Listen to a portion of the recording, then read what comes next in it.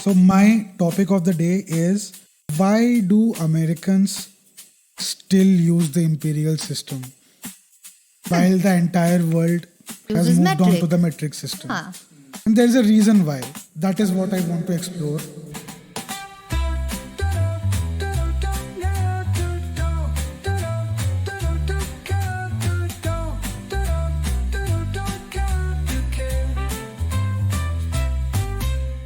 I always find cheap thrills for campaigns, right? Like, I think even while we were working with the government, I would find Yes, we ways. worked with the government. The current right-wing government. right-wing government. I would find ways to insert quote unquote woke things that I don't know if anybody else noticed, but I just liked it, right? Like it gave me a cheap thrill.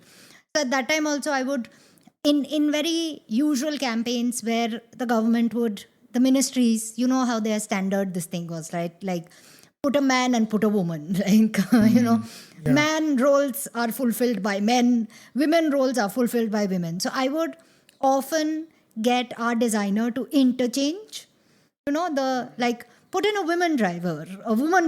And I remember, poor thing, he was also like, he to be fair, he did come from a smaller part of the country.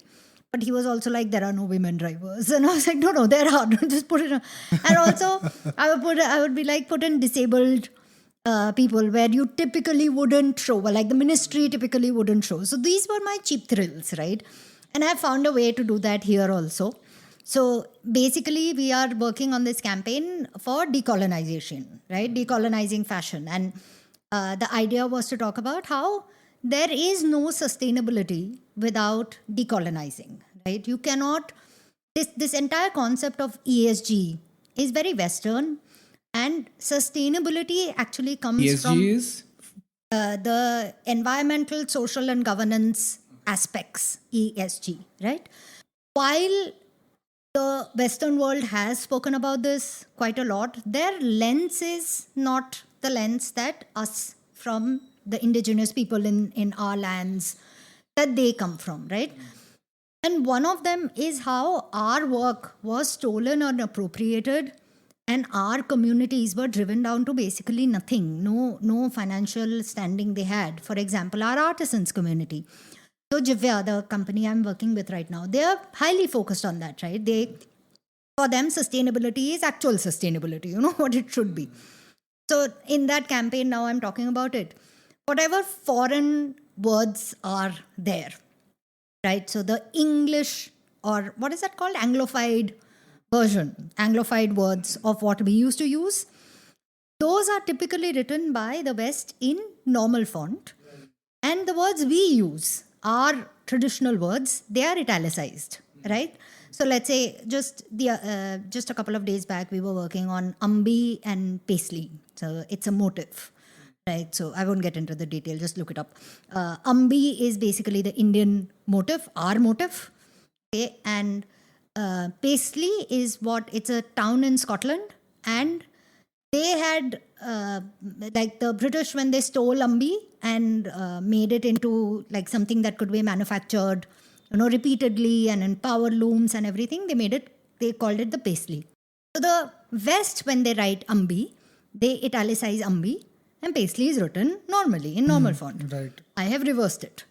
I have made Paisley as the italicized form. So all British words are now, except of course the whole English language, but words that they have stolen from us, and turned it into whatever they had to, I have made that into italics, and our words belong.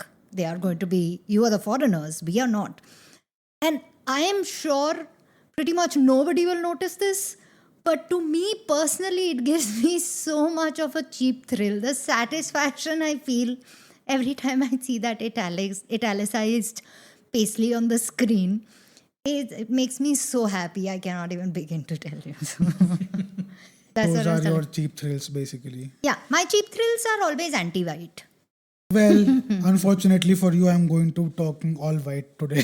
Oh, wow.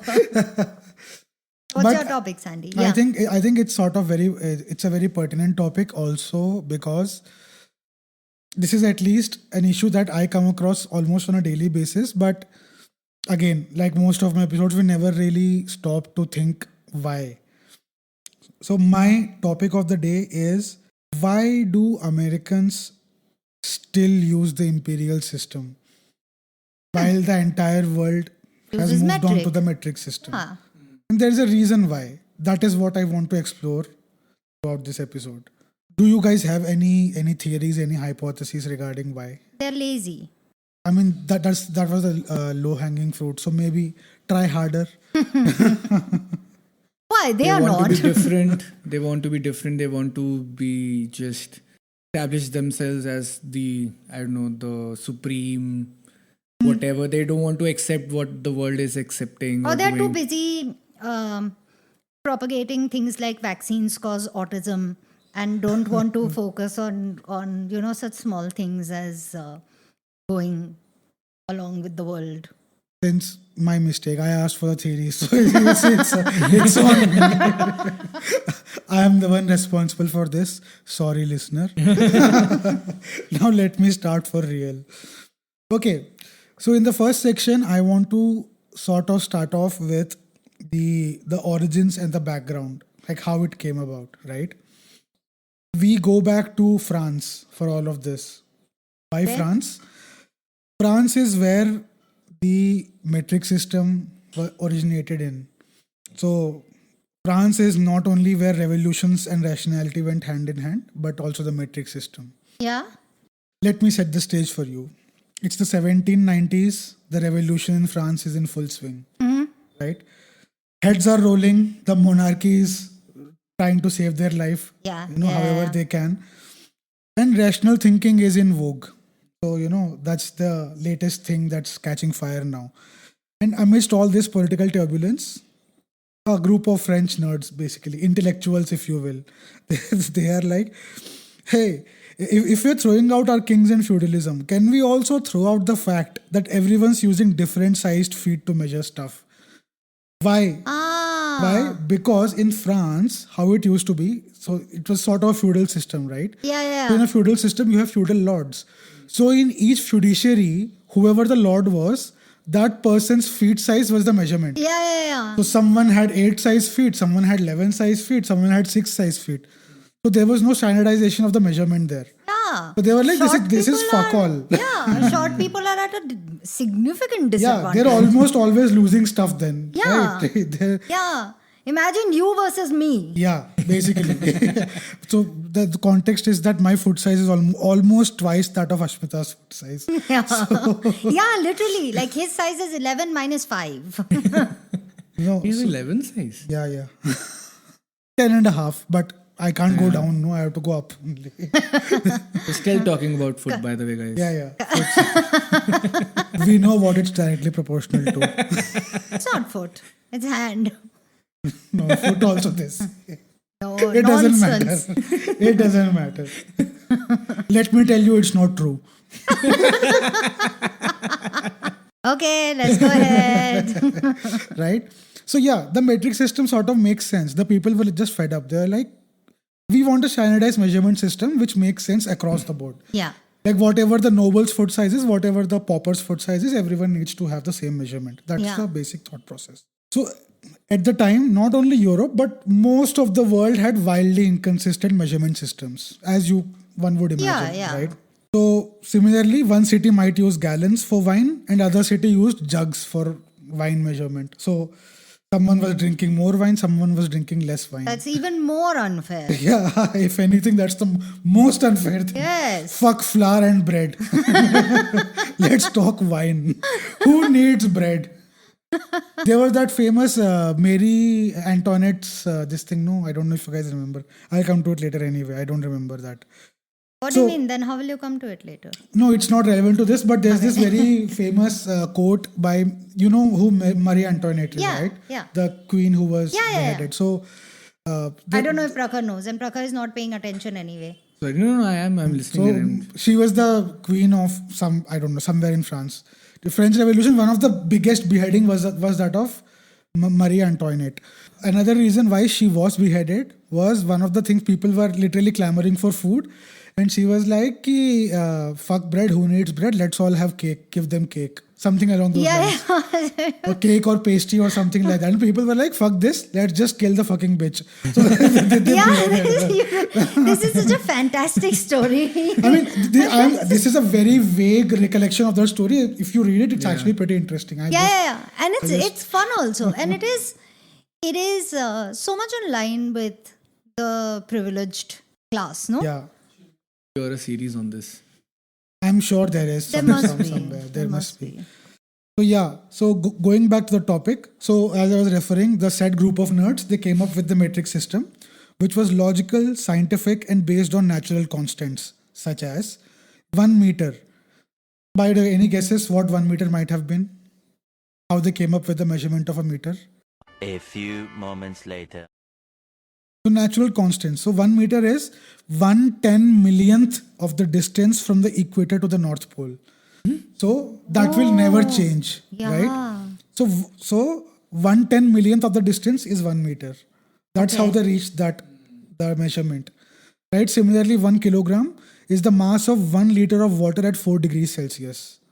That's how they reached the standardization. I feel like of they 1 were just kilogram. fucking around at that time. They were like, I mean, at least it was standardized. Like everywhere, the weight of 1 liter of water at 4 degrees would be 1 kilogram. That's how, because they didn't have our fancy AI and bullshit. No, they had to.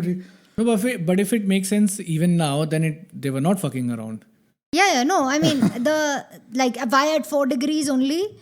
But I think that actually might have some scientific explanation because weight does differ at different temperatures, right? So that actually might have some, So everything was based on multiples of 10, making it easy to scale, teach, and calculate. Makes Fair a lot enough. of sense, Yeah. right?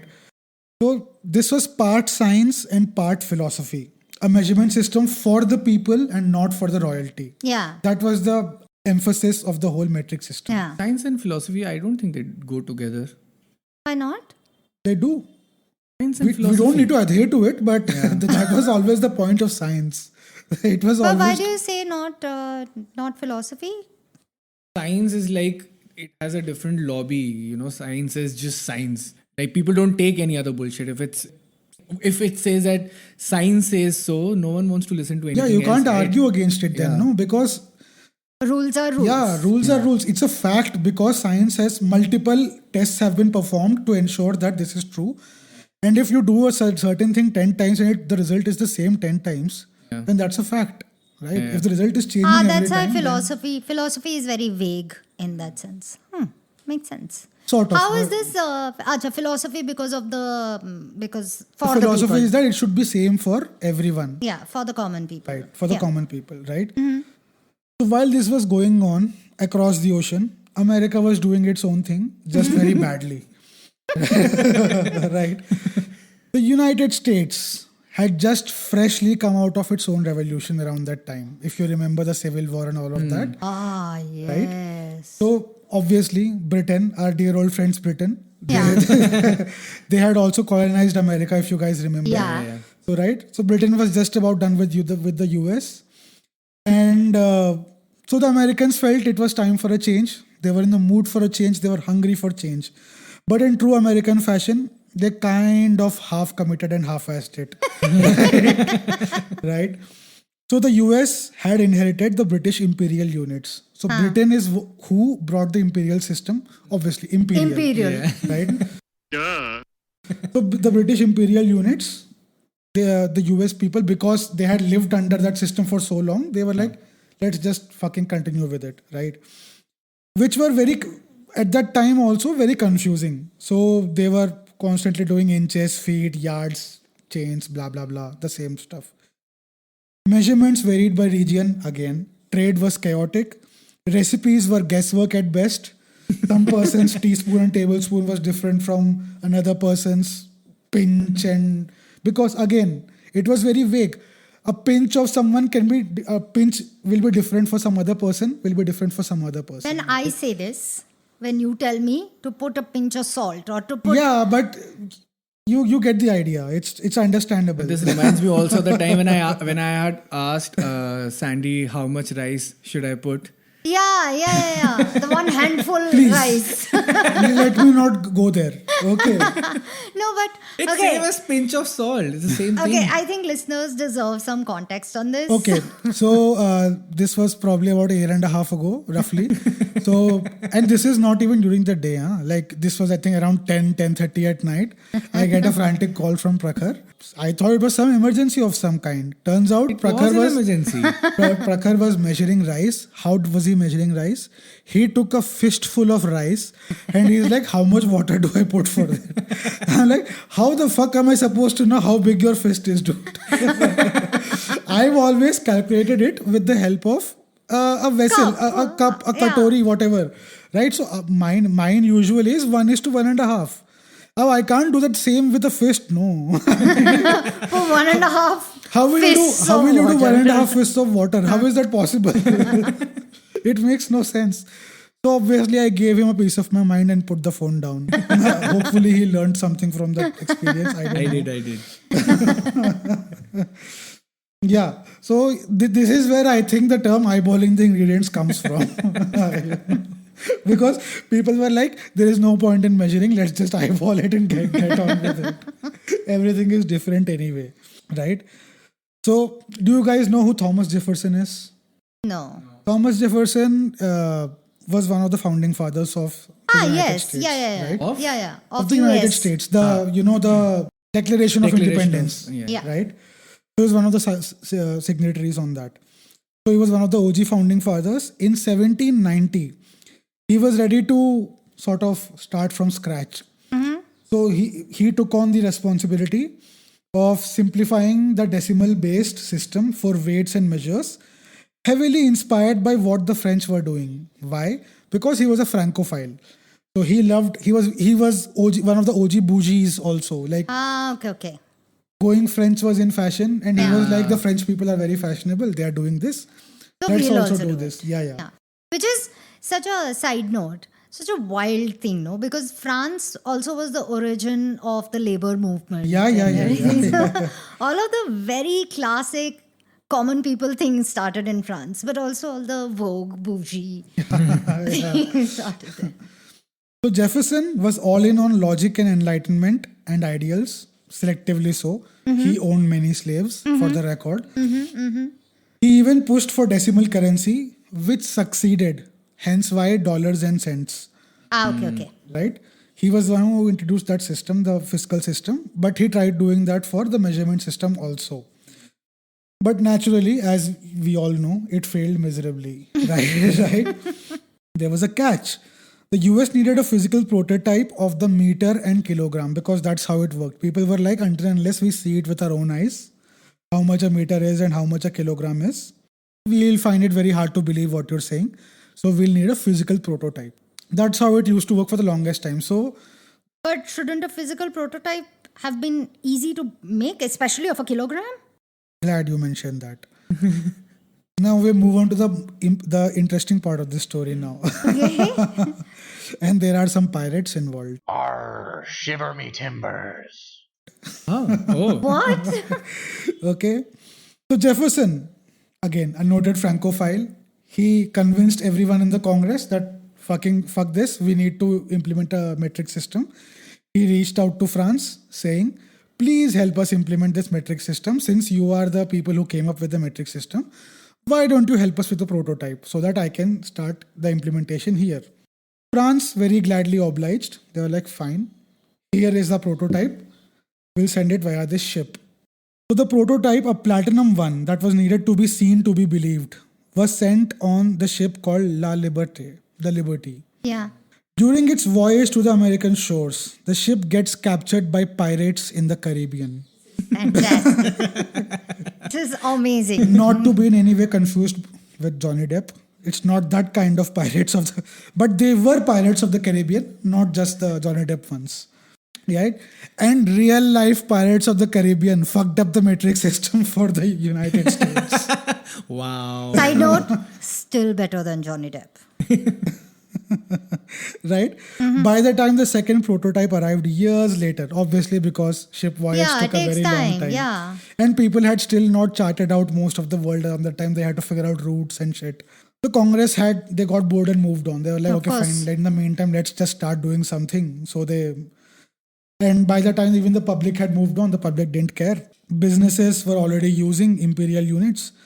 The window of opportunity had slammed shut. Or did it?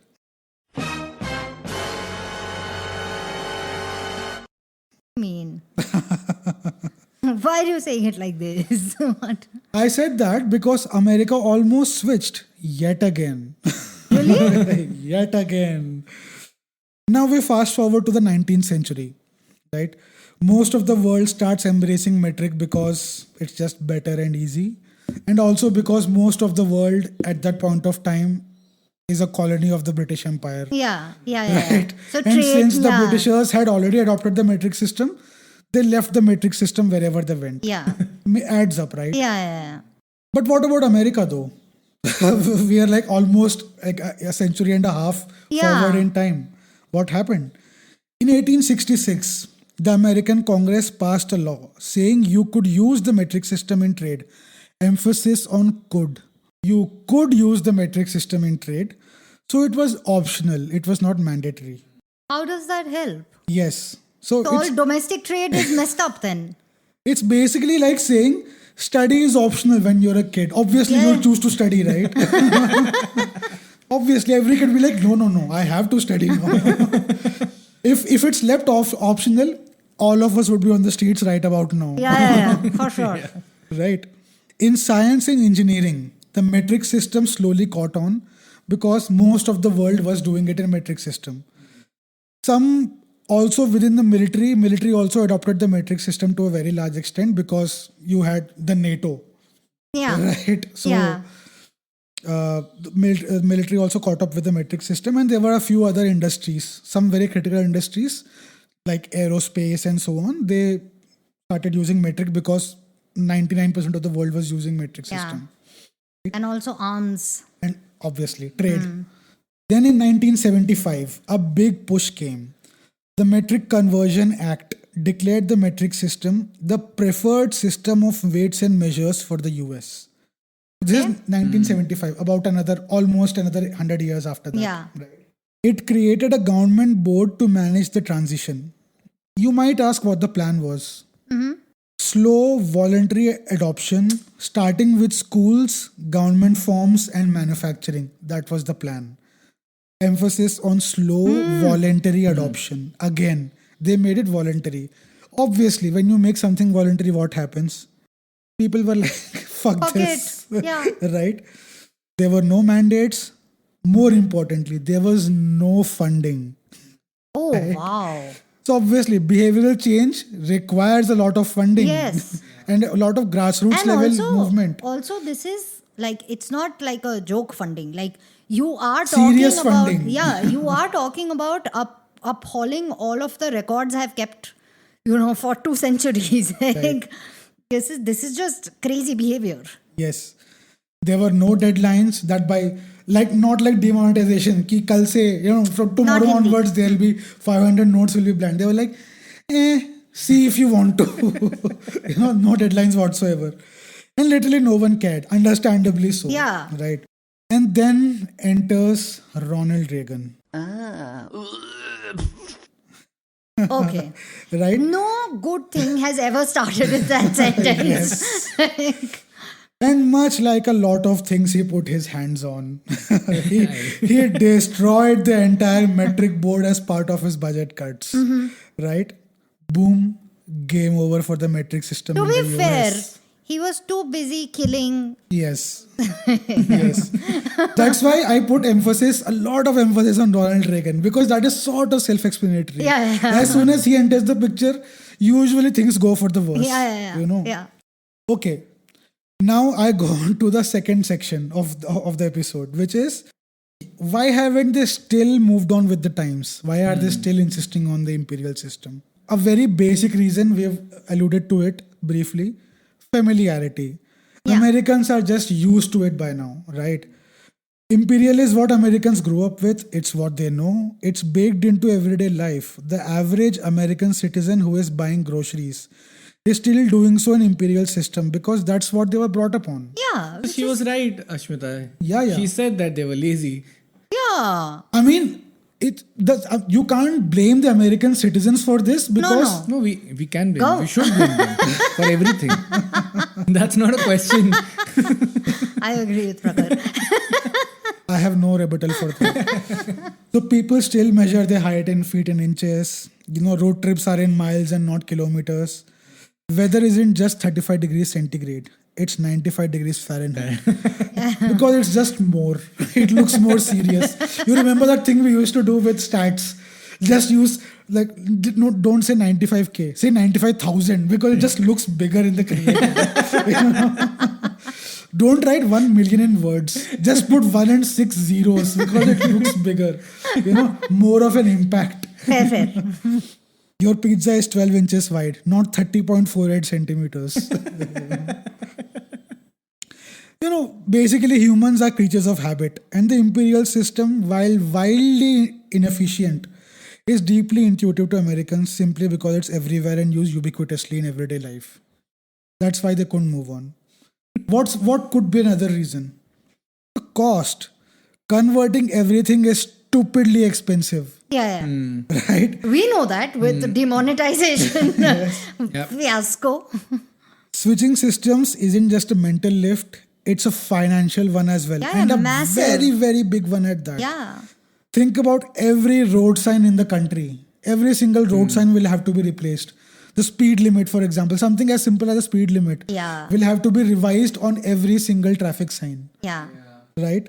Even your vehicles, it has to be then changed. Yes. Yeah. Every ruler, every kitchen appliance, every car's odometer, every school textbook, all will need to be redesigned. Right? That's insane. Yeah. Retraining workers across industries from construction to aerospace to retail to read and use metric units. It's not intuitive to them. They need to be taught how to use it, right? But they do have it in their school systems. Like high school students do learn. Yes, they do. But if you even today, I'm pretty sure if you ask the average American, they won't be just the same dude. We think in metric, right? But if that's you not ask true, them, no, Sandy. See, we also have a combination. Americans didn't move for whatever reason you spoke about, right? We have some of the things we measure in feet and inches. Some things we measure in that is meters. We also have this. No, that's fair, I guess. I mean, Americans, what the fuck are you doing? You should know more. More than us? Why? Just know better. Have they? Who knows? So, in the 1970s and again in the 1980s, the cost of a full conversion was estimated to be billions of dollars, and that was back then in 70s and 80s, where in today's money, probably closer to the GDP of a small country. Or That's the funding of the genocide in Gaza. Sure, yeah, that would suffice. You can end world hunger with that, but yeah. So a very real life example of this. So when the UK transitioned road signage from imperial to metric in the 70s, it was so costly that they kept using miles for distance, and they still do to this day. They were like, fuck this. We don't have the money to change. How did the British not have the money in 70s? They stole from so many countries. Imagine, dude, if the British are saying no, then there must be something. It must be something. I don't know how the British didn't have money, but okay. And another, this is a bit loose, I must admit, but still, it's almost considered, it's a cultural thing also, the imperial system, right? Over time, the imperial system became part of America's national identity in the most accidental way possible. Yeah. So football fields, their football, the American football, the one which they play with hands. Football fields are 100 yards. A quarterback throws a 40-yard pass, not a 36.5 meter pass. Yeah. NBA players aren't 2.13 meters tall. They are 7-foot giants. Feet Giants, 7-foot giants. Okay, please let us know by writing to us at don'tknowdocare1@gmail.com. I'd like to know whether it is 7-foot tall giant or 7 feet tall giant. Or DM on Instagram. Or Instagram at DKDC Podcast. What a lovely email to get, no? Yeah. Just Subject. or subject nothing and just the body is 7 feet. Yeah, that also works. We accept all kinds of responses. Just You know please what, be to answer to your respectful. question, Ashmita, the Britishers, they did not have money because they were not spending it. They were so busy like looting other nations and keeping it with them. But then were they not ready should to- have But had they, money. they never had the habit of spending. No, Spending. they only had the habit of taking money. Fair. Yeah. And finally, another reason why they still refuse to change is there is no political will. So, metrification has come up multiple times in Washington, and every time it ends the same way. Politicians nod, smile, and quietly back away like they just saw a wasp. Because it's wildly unpopular now. Nobody votes based on units of measurement, but they do get mad about change, right? And nobody wants to be that guy. Yeah. The guy who tries to bring about the metric system because it's such a big deal. Also, it very fairly isn't. Like, you have so many tools right now. I mean, I Yeah, understand that in the is fair. 70s, in the 18th century, 19th century, why trade would have been difficult. But today, there are many measures where you Yeah. don't even have to pick up like a paper and pen or even like manually calculate jack shit. You know? That's fair. And Yeah, if yeah. we can deal with like multiple currencies, It's easier than ever to sort of do measurements in multiple ways, right? yeah. Yeah. We are dealing with like multiple currencies. We are used to the complex trade systems, so we're fine. Yeah.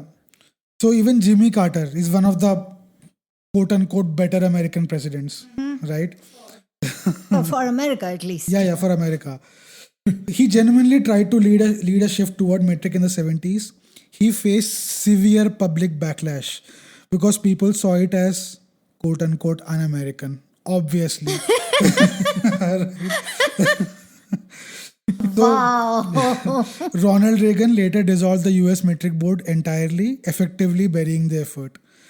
And that was metaphorically the final nail in the coffin for the metric system as far as the US was concerned. Now we move on to probably the most entertaining section of the podcast.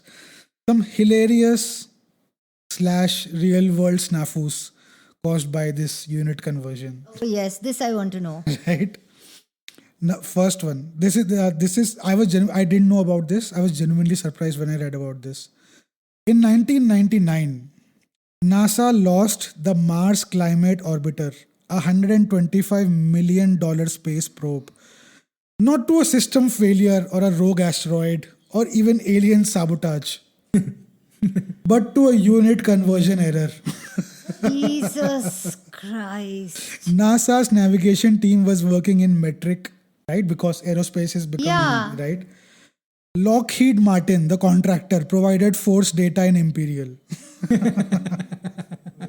And no one bothered to check or convert. Oh God. Right? The spacecraft entered Mars's atmosphere at the wrong angle and burned up immediately. Oh God. Oh my God. So this is basically what happens when you build a spaceship and forget to check the ruler settings. Yeah, this is crazy. One would imagine you putting $125 million into something, you better check it 10 times over, dude. What the fuck? You can't take someone. Okay, fine. He's saying it's fine. Probably should be fine. No.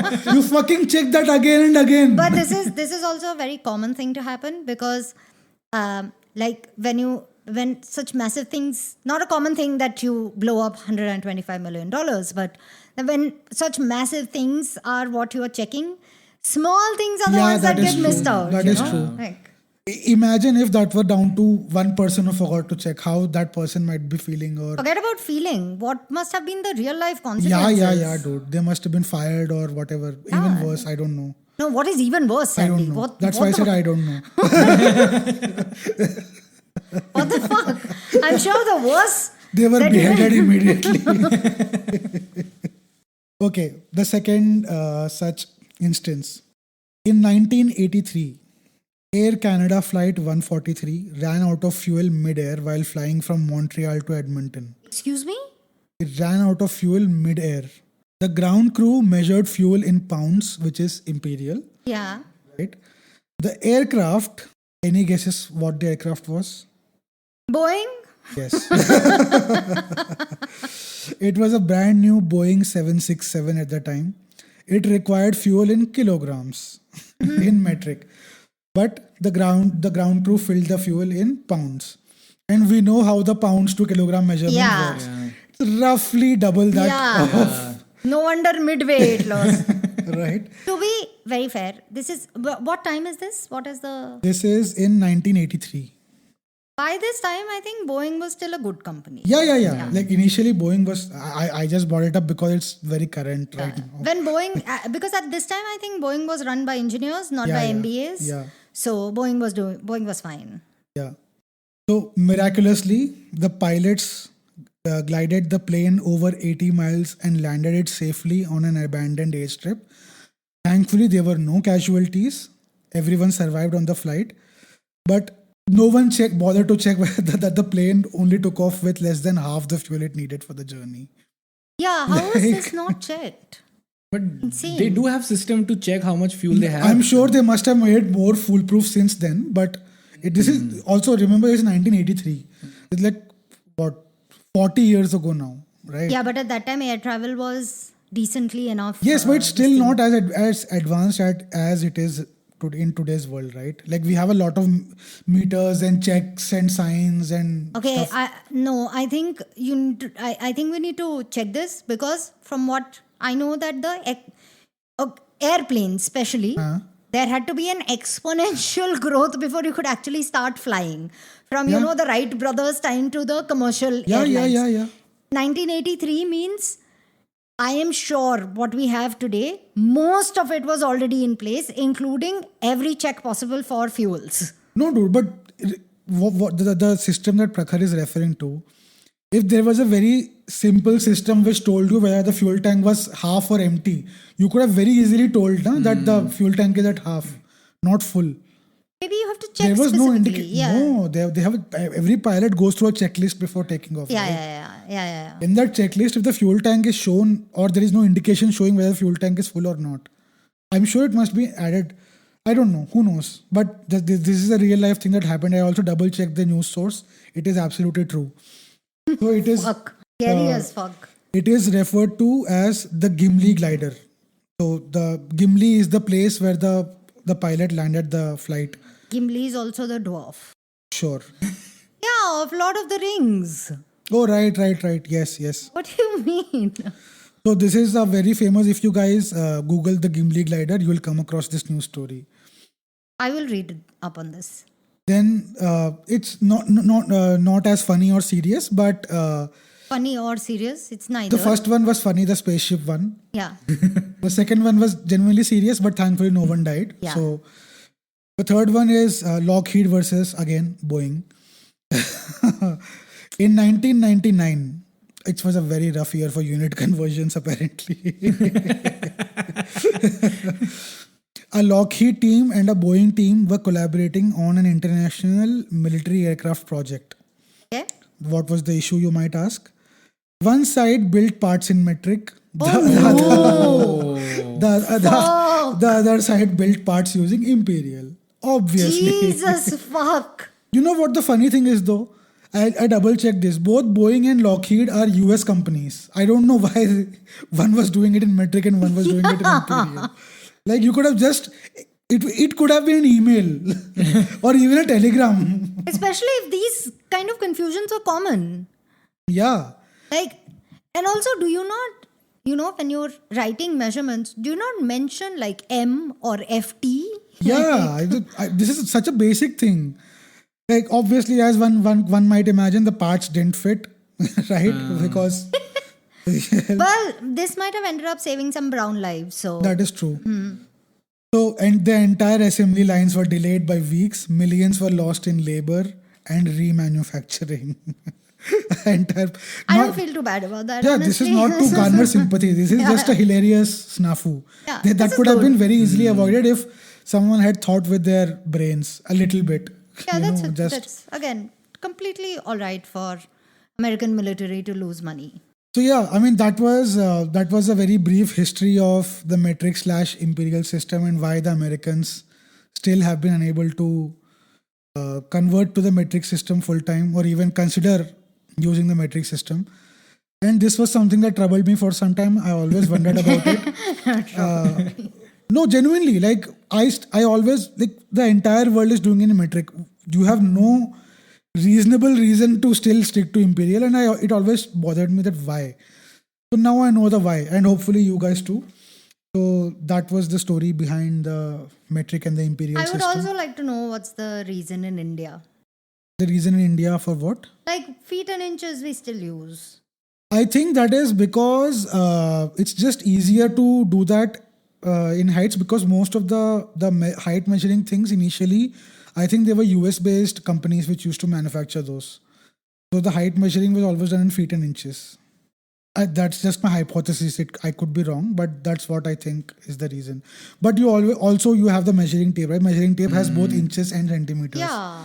So you can go either way. So maybe we can explore that in this thing. But India has the metric system thanks to the Britishers, I guess, if you feel like thanking them at all. So I think we would have managed to get the metric system. yeah, anyway. anyway. So, but yeah, that's the thing. A couple of things before we sign off. Recommendation. Yes, recommendation. A recommendation for this week is another podcast that I very religiously listen to, and Ashmita does too on occasion. It's a podcast called We're Here to Help. I think we've already recommended this, no? No? So it's hosted by Jake Johnson of New Girl fame and his friend Gareth Reynolds. I mean, not just his friend Gareth Reynolds. He's Gareth also a stand-up comedian. He's, yeah. He's an actor and a stand-up comedian. He's not a household name like Jake Johnson. Yeah. But also really talented. Like Yeah. So these guys take calls from people from all over the world. There was a call from an Indian recently who was trying to find parking space in Delhi. I haven't heard this one. I need to listen to this. Yeah. So the people call them with real life problems, which are not serious. Might I add? They are very silly, almost borderline stupid issues that people call them with, and they try to come up with equally stupid and hilarious solutions. But all in all, it's 10 on 10 for hilarity and entertainment. So their tagline is free advice that feels free. yes, and it's a good value for money in terms of, it's pure entertainment. You'll never get bored. You might even cry, laugh in certain episodes because it's so fucking funny and odd. Ooh, in case anybody listens, please go first listen to Mrs. Gingerbread episode. God, the best. You might choose to do it in some other order. Totally up to you. No, please listen to that one first. Yeah. And just finally, before closing, we sincerely hope that some of you please give us some feedback on whatever platform you listen to us on, be it YouTube, be it Spotify, be it Apple, whichever else. Give us some rating, give us some stars, give us some likes. Please follow us on Instagram at DKDC Podcast. And please write to us at DKDC. Please write to us at don'tknow1 numerical 1 at gmail.com. Any feedback, any thoughts, any interesting topics of your liking, or if you'd just like to participate in one of our bonus episodes, just please write to us and we'd be more than happy to accommodate those. Thanks a lot. See you next time. Bye-bye.